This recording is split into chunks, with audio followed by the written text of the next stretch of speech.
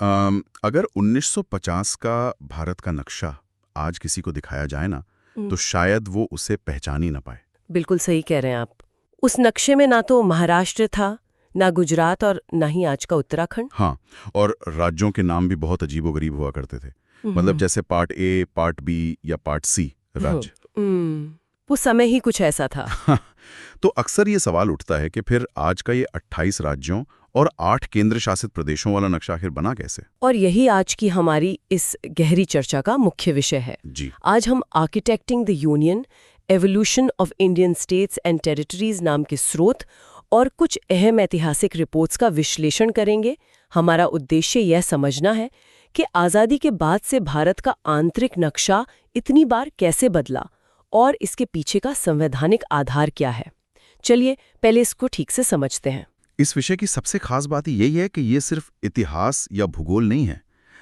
ये असल में हमारे संविधान के लचीलेपन का सबसे बड़ा प्रमाण है। लचीलापन मतलब आप कह रही हैं कि संविधान ने ही इस बदलाव की गुंजाइश रखी थी। बिल्कुल, जो नक्शा आज हम देखते हैं वो दशकों की प्रशासनिक जरूरतों का नतीजा है। इसी बात को समझने के लिए मैं एक लेगो सेट वाली एनालॉजी के बारे में सोच रहा था। लेगो सेट? हाँ। अच्छा, बताइए क्या है वो? जैसे संवैधानिक रूप से ना भारत एक विशाल लेगो बिल्डिंग की तरह है। इस लेगो बिल्डिंग का जो बाहर का बेस प्लेट है, जो बाहरी बाउंड्री है, वो एकदम फिक्स्ड है, उसे कोई नहीं तोड़ सकता। एकदम सही। लेकिन उस बेस प्लेट के अंदर की जो दीवारें हैं या जो लेगो ब्लॉक्स हैं, उन्हें संसद जब चाहे निकालकर या तोड़कर एक नया कमरा या नया डिजाइन बना सकती है। क्या सच में हमारे संविधान निर्माताओं ने इतनी छूट दी थी? ये लेगो वाली तुलना बहुत ही सटीक है और इसका जवाब हमें मिलता है संविधान के अनुच्छेद 1 से लेकर 4 तक में। अच्छा, तो अनुच्छेद 1 क्या कहता है? अनुच्छेद 1 साफ तौर पर कहता है कि भारत एक यूनियन ऑफ स्टेट्स है, यानी राज्यों का संघ है, ना कि कोई फेडरेशन। फेडरेशन नहीं है? मतलब इन दोनों में कोई बड़ा अंतर है क्या? बहुत बड़ा अंतर है। फेडरेशन में राज्य आपस में समझौता करके देश बनाते हैं, लेकिन भारत में किसी भी राज्य को अलग होने या सिसीड करने का कोई अधिकार नहीं है। मतलब कोई राज्य भारत से बाहर नहीं जा सकता? बिल्कुल नहीं। इसीलिए से एक बहुत ही मशहूर वाक्य में कहा गया है, विनाशकारी राज्यों का अविनाशकारी संघ। अरे वाह, विनाशकारी राज्यों का अविनाशकारी संघ।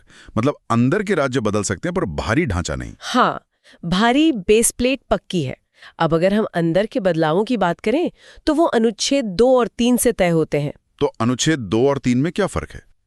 अनुच्छेद 2 नए राज्यों को भारत में शामिल करने के लिए है, जैसे सिक्किम जो पहले भारत का हिस्सा नहीं था, और अनुच्छेद 3 मौजूदा राज्यों की सीमाओं या नामों को बदलने के लिए है। अच्छा, लेकिन अगर कल को किसी राज्य को 2 हिस्सों में बांटना हो तो क्या संविधान में कोई बहुत बड़ा संशोधन करना पड़ता है? यहाँ सबसे हैरान करने वाली बात यह है कि अनुच्छेद 3 के तहत नया राज्य बनाने के लिए सिर्फ एक सिंपल मेजॉरिटी या साधारण बहुमत की जरूरत है। 1 मिनट, सिर्फ साधारण बहुमत?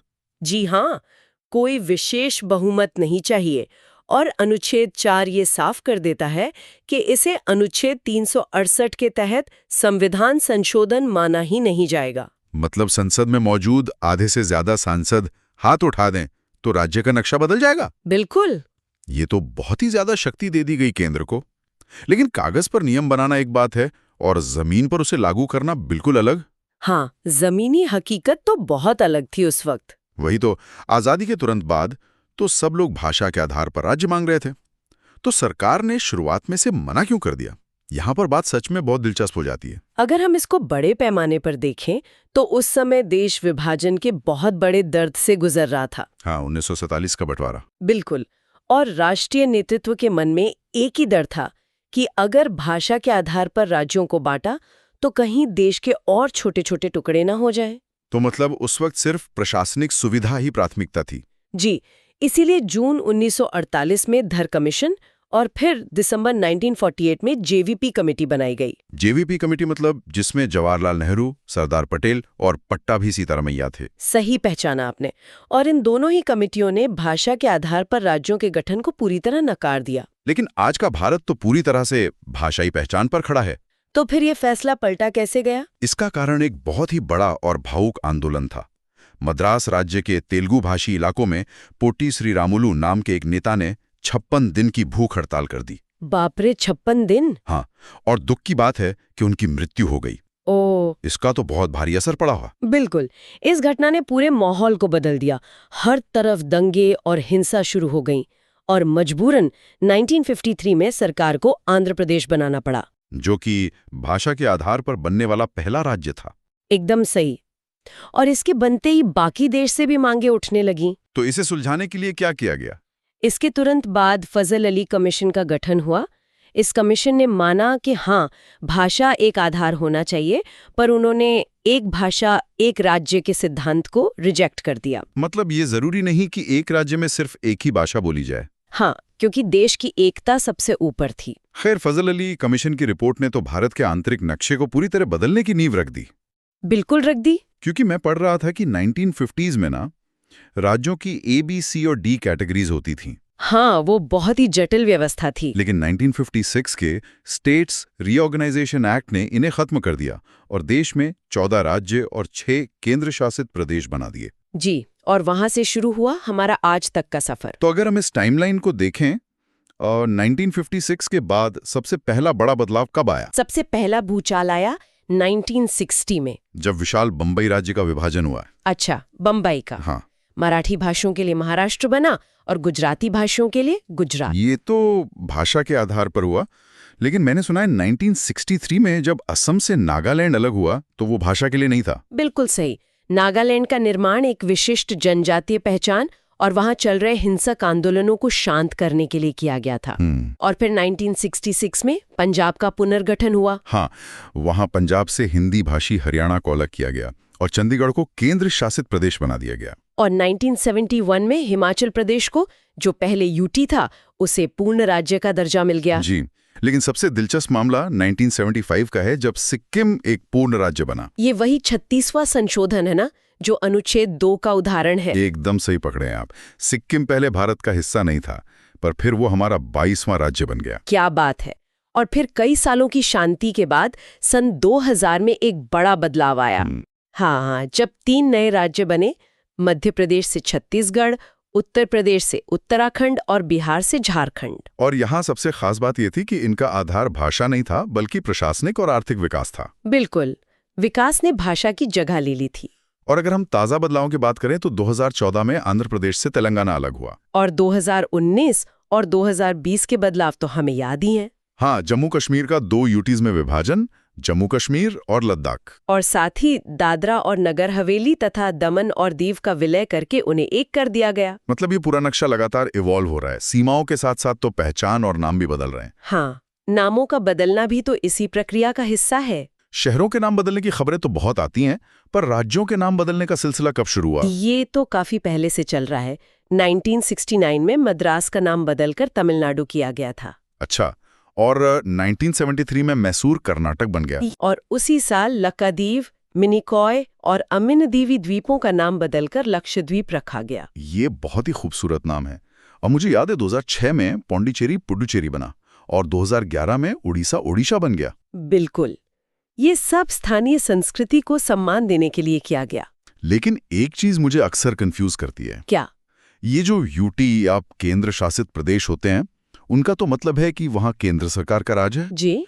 तो फिर पुडुचेरी और दिल्ली जैसी यूटीज में अपनी खुद की विधानसभा या मुख्यमंत्री कैसे हैं? ये एक बहुत ही खास व्यवस्था है। संविधान के अनुच्छेद 239A और 239AA के तहत इन्हें ये विशेष अधिकार मिला है। अच्छा। क्योंकि दिल्ली और पुडुचेरी की आबादी और अहमियत इतनी ज्यादा थी कि वहां के लोगों को स्थानीय प्रतिनिधित्व देना जरूरी था। तो आखिर इस सब का क्या मतलब है? मतलब ये सब जानकर ये समझ आता है कि देश का नक्शा कोई पत्थर पर खींची लकीर नहीं है। बिल्कुल नहीं, ये एक जीवित और बदलता हुआ कैनवास है। तो अगर हम इसे समराइज करें तो हम क्या कह सकते हैं?